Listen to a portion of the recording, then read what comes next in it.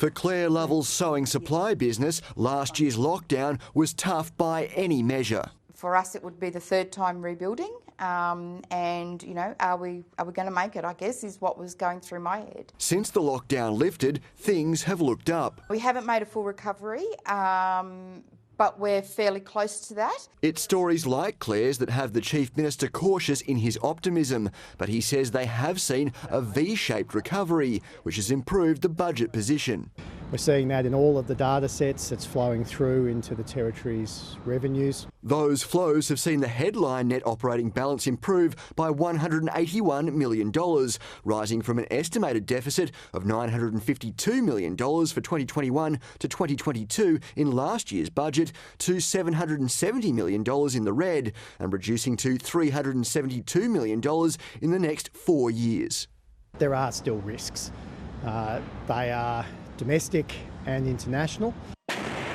Those include the economic impacts of the war in Ukraine, the COVID-19 pandemic, an expected rise in interest rates and next week's federal budget. In the meantime, the Territory Government has committed to additional spending, including on health, schools and stamp duty concessions for off-the-plan purchases of up to $600,000. Measures the opposition says do little to address the record high real estate prices and a shortage of affordable detached homes. There is no hope for Canberrans in this budget review or any appetite coming from the Chief Minister that they will do anything about housing affordability. For many Canberrans, other issues are front of mind. When you go to the supermarket, you get a small basket of goods and you're paying so much. The fuel price has gone up, so next will be food and then services. So with cost of living pressures also in the mix, what's the message the government's trying to send to Canberrans, particularly those doing it tough? We've got our role at a territory level to provide those services, and that's what we're investing in.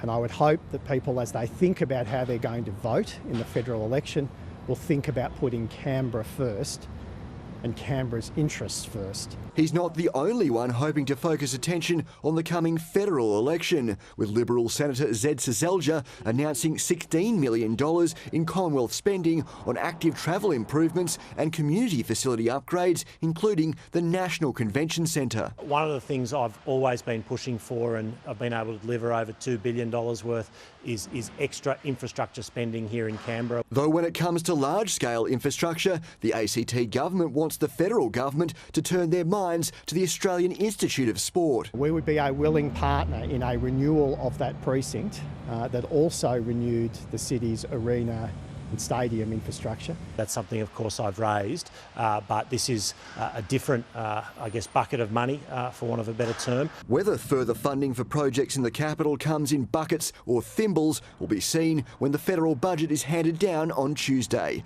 Harry Frost, ABC News, Canberra.